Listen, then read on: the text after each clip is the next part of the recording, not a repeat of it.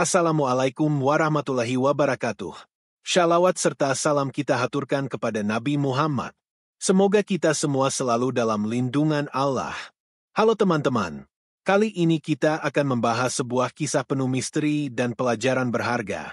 Sebuah cerita tentang ambisi, keputusasaan, dan harga yang harus dibayar untuk sebuah keinginan. Tapi sebelum itu, jangan lupa subscribe channel ini, like video ini, dan nyalakan lonceng notifikasinya agar tidak ketinggalan cerita menarik lainnya. Sekarang, mari kita mulai kisahnya. Di sebuah desa terpencil yang tersembunyi di balik bukit dan hutan lebat, terdapat sebuah pohon beringin tua yang menjulang tinggi di tengah rimbunnya pepohonan. Pohon itu bukan sekadar pohon biasa, konon, usianya sudah mencapai ratusan tahun, bahkan mungkin lebih. Batangnya begitu besar, lebih dari 10 orang dewasa pun belum tentu bisa merangkulnya. Akarnya menjuat dari tanah, menjalar seperti tangan raksasa yang menggenggam bumi, seolah tak ingin dilepaskan oleh waktu. Daunnya begitu lebat hingga sinar matahari pun kesulitan menembusnya, menciptakan bayangan gelap di bawahnya, bahkan di siang hari. Pohon beringin itu menjadi pusat banyak cerita mistis di desa. Orang-orang tua sering memperingatkan anak-anak mereka agar tidak mendekatinya, terutama saat matahari mulai tenggelam. Jangan pernah bermain di sana saat malam, kata mereka, karena pohon itu bukan hanya sekadar pohon. Ada sesuatu yang menghuni di bawahnya. Konon, siapapun yang datang ke sana saat tengah malam bisa membuat perjanjian dengan setan. Apapun yang mereka inginkan bisa terkabul, entah itu kekayaan, kekuasaan, atau bahkan balas dendam. Namun, setiap keinginan memiliki harga yang harus dibayar, dan harga itu seringkali lebih besar daripada yang bisa dibayangkan. Banyak orang di desa menganggap cerita itu hanya tahayul, sesuatu yang diceritakan turun-temurun untuk menakut-nakuti anak-anak agar tidak bermain di hutan saat malam. Namun, ada pula yang percaya bahwa legenda itu nyata karena pernah ada orang-orang yang pergi ke sana dan tak pernah kembali. Ada juga yang kembali, tapi mereka berubah menjadi pendiam, ketakutan, atau bahkan kehilangan kewarasan mereka. Suatu malam yang sunyi, seorang pemuda bernama Arman berjalan sendirian menuju pohon beringin itu. Langkahnya mantap, meskipun dadanya berdegup kencang. Ia telah kehilangan segalanya, rumahnya terbakar habis dalam sebuah musibah yang tak terduga, orang tuanya meninggal dalam kobaran api, dan ia tak punya siapa-siapa lagi di dunia ini. Hidupnya yang dulu penuh harapan kini hancur berkeping-keping. Tidak ada yang tersisa, tidak ada yang bisa ia perjuangkan. Hanya ada satu hal yang memenuhi pikirannya, keputusasaan. Arman terus melangkah di bawah rembulan yang menggantung pucat di langit. Suara dedaunan yang bergesekan ditiup angin terdengar seperti bisikan halus yang mengintai di kegelapan. Di sepanjang jalan setapak yang ia lalui, bayangan pepohonan tampak bergerak-gerak seperti sosok-sosok tak kasat mata yang mengawasinya. Beberapa kali ia merasa ada sesuatu yang mengikuti di belakangnya, tapi setiap kali ia menoleh, hanya ada kegelapan pekat yang menyelimuti hutan. Namun, ia tidak peduli. Ia telah kehilangan semuanya. Apapun yang akan terjadi malam ini, ia sudah siap. Saat Arman semakin dekat dengan pohon beringin tua, perasaan aneh mulai merayapi tubuhnya. Udara di sekitarnya menjadi lebih dingin, seakan malam tiba-tiba berubah menjadi musim dingin yang menggigit tulang. Kabut tipis merayap di atas tanah, melingkari akar-akar pohon yang menjuat seperti ular raksasa yang sedang beristirahat. Jantungnya berdetak lebih cepat, tapi ia tetap melangkah maju, mendekati batang besar yang berdiri kokoh di hadapannya. Ia menarik napas dalam-dalam dan menatap langit. Tidak ada bintang, tidak ada suara burung hantu, bahkan angin pun seolah berhenti bertiup. Semua terasa begitu sunyi, seperti dunia telah menahan napas, menunggu sesuatu terjadi. Ia berdiri di hadapan pohon itu, merasakan aura gelap yang menyelimuti tempat tersebut. Dengan suara mantap, ia berbicara ke dalam kegelapan. Kalau memang benar ada makhluk gaib di sini, tunjukkan dirimu. Suara Arman bergema di antara pepohonan, lalu menghilang begitu saja, seperti ditelan oleh malam. Sesaat, tidak ada yang terjadi. Ia mulai berpikir bahwa semua ini hanyalah dongeng belaka, bahwa mungkin ia hanya membuang-buang waktu. Namun, tepat ketika ia hendak berbalik pergi, angin tiba-tiba bertiup kencang. Daun-daun kering berputar di udara, ranting-ranting berderak, dan kabut yang tadinya tipis kini semakin tebal menyelimuti seluruh tempat. Kemudian, dari balik kegelapan, muncullah sesosok bayangan tinggi. Tubuhnya tertutup jubah hitam yang menjuntai hingga ke tanah, dan di bawah tudungnya, dua mata merah menyala seperti bara api. Sosok itu melayang di udara, tidak menginjak tanah, seperti bayangan yang tidak memiliki bobot. Kau memanggilku, suara makhluk itu dalam, serak, dan dingin, seperti bisikan yang berasal dari dunia lain. Arman menelan ludah. Tubuhnya gemetar, bukan karena dingin, tetapi karena perasaan ngeri yang tiba-tiba menjalar ke seluruh tubuhnya. Namun, ia tidak boleh ragu. Ia telah datang sejauh ini, dan ia harus mendapatkan apa yang ia inginkan. Aku ingin kekayaan dan kekuasaan, katanya dengan suara yang ia paksakan agar tetap tegar. Aku ingin semua orang menghormatiku. Makhluk itu terdiam sesaat, seolah sedang menimbang permintaannya. Kemudian, ia mengeluarkan suara tawa kecil, bukan tawa manusia, tetapi lebih seperti suara yang bergema dari dalam gua gelap, membuat bulu kuduk siapapun yang mendengarnya berdiri. Keinginanmu bisa dikabulkan, kata makhluk itu akhirnya. Tapi, ada harga yang harus kau bayar. Arman mengerutkan kening. Ia sudah tahu ini akan terjadi. Tidak ada yang datang tanpa pengorbanan. Ia sudah kehilangan segalanya, jadi apapun harganya, ia siap membayarnya. Apa yang harus aku korbankan? Tanyanya. Makhluk itu mendekat, dan semakin dekat ia berada, semakin dingin udara di sekitarnya. Arman bisa merasakan napasnya membeku di udara, dan detak jantungnya semakin tidak beraturan. Kau harus menyerahkan sesuatu yang paling berharga dalam hidupmu, jawab makhluk itu dengan suara yang terdengar lebih dalam dan berat. Arman terdiam. Pikirannya berputar. Ia merasa tidak memiliki apa-apa lagi yang berharga. Orang tuanya sudah meninggal, rumahnya telah lenyap, hartanya habis. Ia hanya seorang pemuda miskin yang tidak punya masa depan. Aku setuju, katanya akhirnya, tanpa keraguan sedikit pun dalam suaranya. Begitu kata itu keluar dari mulutnya, dunia di sekelilingnya tiba-tiba berubah. Angin bertiup semakin kencang, langit yang tadi gelap kini berubah menjadi merah darah. Bayangan hitam berputar-putar di sekelilingnya, menciptakan pusaran kegelapan yang menelan pohon beringin dan seluruh hutan di sekitarnya. Suara bisikan terdengar dari segala arah, seperti ribuan suara berbicara dalam bahasa yang tidak dimengerti. Arman menutup matanya, tubuhnya terasa melayang, seolah ada kekuatan tak kasat mata yang menariknya ke dalam kehampaan. Jantungnya berdetak begitu cepat hingga ia merasa seakan-akan meledak. Namun, ketika ia membuka mata kembali, semuanya sudah berbeda. Ia berdiri di sebuah rumah megah dengan lantai marmer mengkilap, dinding berlapis emas, dan langit-langit tinggi yang dihiasi lampu kristal. Ia mengenakan pakaian sutra mahal, dan di sekelilingnya, para pelayan membungkuk hormat. Arman mengedarkan pandangan, dan hatinya dipenuhi rasa takjub. Keinginannya telah dikabulkan. Ia kini memiliki kekayaan yang tidak terbatas, kekuasaan yang luar biasa. Namun, yang tidak ia sadari adalah, harga dari keinginannya baru saja mulai ditagih. Arman berdiri mematung di dalam rumah megah yang kini menjadi miliknya. Ia masih bisa merasakan sisa-sisa sensasi aneh di tubuhnya, seolah jiwanya baru saja melewati batas antara dunia nyata dan sesuatu yang lebih gelap. Namun, semua itu seolah sirna ketika matanya menelusuri kemewahan di sekitarnya.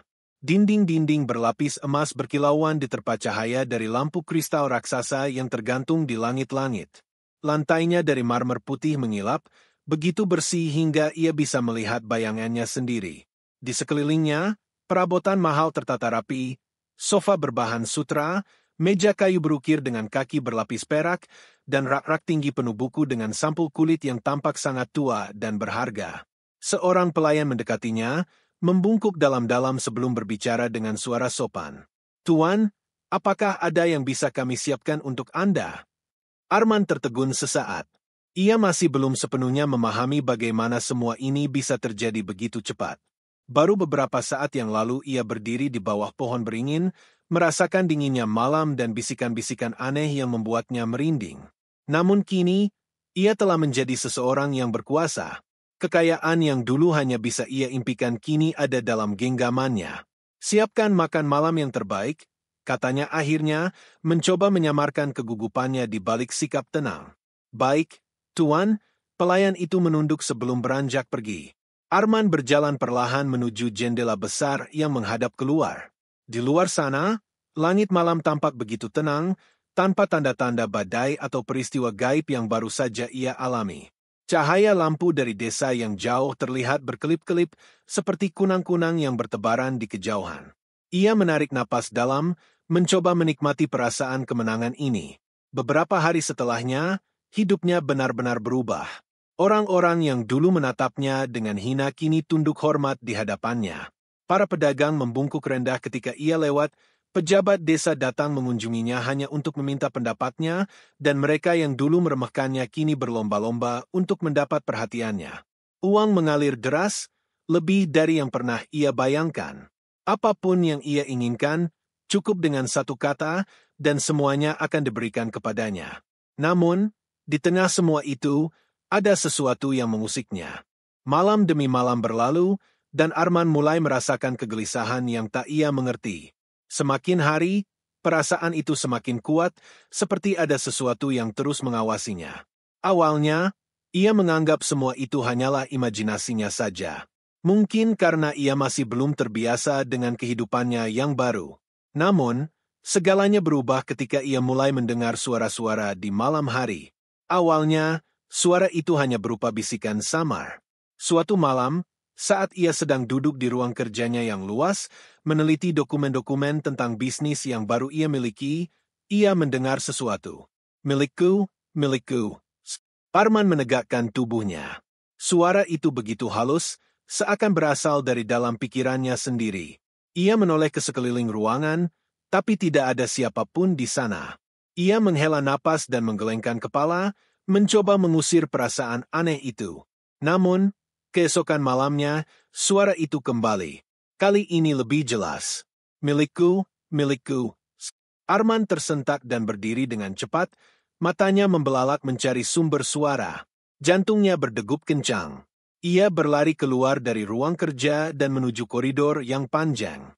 Semua pelayan sudah tidur, rumahnya sunyi, tapi suara itu tetap ada. Ia berjalan menuju cermin besar yang tergantung di dinding lorong. Napasnya memburu, tubuhnya terasa dingin. Ketika ia melihat pantulannya di dalam cermin, darahnya seolah membeku. Wajahnya tampak berbeda. Kulitnya lebih pucat dari biasanya, matanya terlihat lebih dalam, hampir seperti ada lingkaran hitam yang pekat di bawahnya. Tapi yang paling mengerikan adalah bayangannya tidak bergerak seperti dirinya. Ia mundur beberapa langkah, tangannya gemetar. Bayangannya di dalam cermin masih berdiri diam, menatapnya dengan mata hitam pekat yang kosong. Kemudian, bibir bayangan itu menyeringai, sesuatu yang tidak ia lakukan. Arman menjerit dan berlari menjauh, dadanya terasa sesak seolah ada tangan tak terlihat yang mencengkeramnya. Malam itu, ia tidak bisa tidur. Ia hanya duduk di tempat tidurnya, memeluk tubuhnya sendiri, sementara suara bisikan itu semakin jelas, semakin dekat, semakin menusuk pikirannya. Kau sudah menyerahkan yang paling berharga dalam hidupmu. Arman menggeleng keras. Apa yang paling berharga dalam hidupku? Bisiknya, matanya dipenuhi ketakutan. Dan suara itu menjawab dengan tawa menyeramkan yang menggema di seluruh ruangan. Jiwamu. Arman tidak bisa lagi mengabaikan kenyataan yang mengerikan ini. Malam demi malam, suara-suara itu semakin sering terdengar, membisikkan kutukan yang seolah menggerogoti kewarasannya. Ia tidak hanya mendengar, tetapi mulai melihat bayangan yang bergerak sendiri di sudut ruangan, sosok hitam yang melintas di cermin, dan, yang paling menakutkan, tatapan dari dirinya sendiri yang terasa semakin asing setiap kali ia bercermin. Ia tidak lagi mengenali dirinya sendiri. Wajahnya tampak lebih kurus, matanya cekung, dan ada lingkaran hitam yang semakin pekat di bawahnya, seolah ia tidak tidur selama berbulan-bulan. Namun, bukan hanya wajahnya yang berubah. Semakin lama, ia merasa tubuhnya tidak sepenuhnya berada dalam kendalinya. Kadang, tangannya bergerak sendiri tanpa ia sadari. Kadang, ia berbicara dalam bahasa yang tidak ia mengerti saat tidur. Pelayan-pelayannya mulai ketakutan dan beberapa dari mereka melarikan diri tanpa meminta gaji mereka. Pada suatu malam, saat hujan deras mengguyur atap rumahnya dan kilat menyambar langit dengan gemuruh yang menggetarkan, Arman duduk di ruang kerjanya dengan tangan mencengkeram kepalanya. Ia tidak tahu apa yang harus ia lakukan. Semua kekayaan dan kekuasaan yang ia peroleh kini terasa tidak berarti. Ia telah mendapatkan segalanya, tetapi dalam prosesnya, ia kehilangan sesuatu yang lebih berharga daripada yang bisa ia bayangkan. Tiba-tiba, sebuah suara berat dan dingin bergema di dalam ruangan, lebih jelas daripada sebelumnya.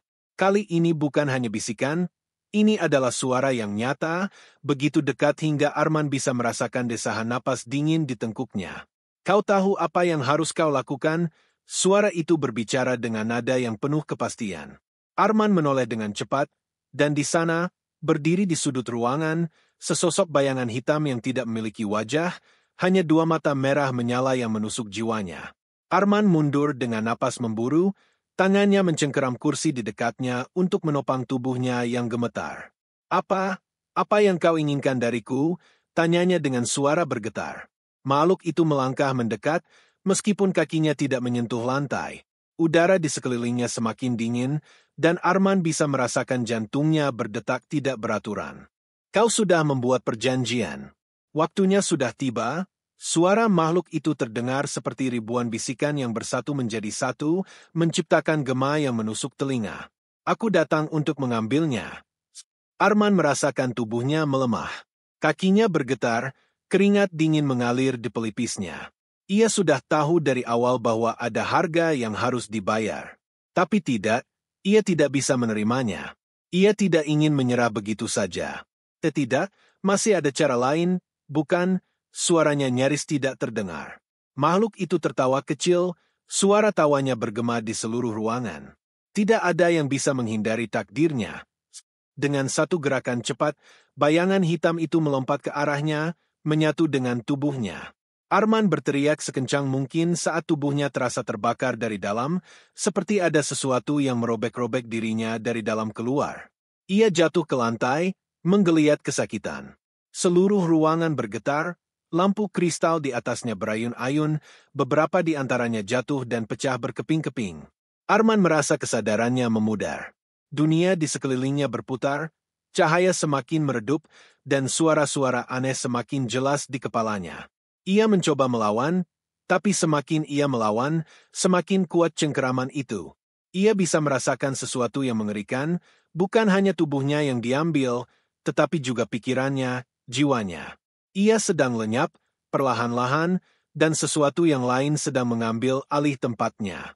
Di luar rumah megah itu, desa yang dulu mengenalnya sebagai pemuda miskin kini menyadari ada sesuatu yang berbeda. Orang-orang mulai berbisik-bisik tentang bagaimana Arman tidak lagi terlihat seperti dirinya sendiri. Ia berbicara dengan nada yang lebih dalam, lebih dingin. Cara ia menatap seseorang tidak lagi seperti manusia, tapi lebih seperti predator yang mengamati mangsanya. Kadang, orang-orang melihatnya berbicara sendiri di lorong-lorong rumahnya dengan bayangan yang tampaknya bergerak tidak sesuai dengan tubuhnya. Dan pada suatu malam, salah satu pelayannya yang tersisa melihat sesuatu yang membuatnya lari ketakutan dan tidak pernah kembali. Ia bersumpah bahwa ketika ia berjalan melewati kamar Arman, pintunya sedikit terbuka dan ia mengintip ke dalam. Di dalam ruangan, Arman sedang berdiri di depan cermin besar. Namun, yang mengerikan adalah bayangannya di dalam cermin tidak mengikuti gerakannya. Bayangan itu menatapnya langsung dengan senyuman lebar yang penuh kegelapan. Sejak saat itu, Arman bukan lagi Arman yang mereka kenal. Ia telah menjadi sesuatu yang lain. Dan suara dari bawah pohon beringin masih terus berbisik, mencari jiwa lain untuk dikorbankan. Itulah kisah perjanjian setan di bawah pohon beringin. Sebuah pengingat bahwa tidak ada yang bisa didapatkan tanpa pengorbanan. Ambisi yang berlebihan bisa membawa kehancuran. Bagaimana menurut kalian cerita ini? Apakah kalian percaya dengan legenda seperti ini? Tulis pendapat kalian di kolom komentar. Jangan lupa like, share, dan subscribe agar channel ini terus berkembang dan bisa menyajikan lebih banyak cerita menarik untuk kalian. Sampai jumpa di cerita berikutnya. Wassalamualaikum warahmatullahi wabarakatuh.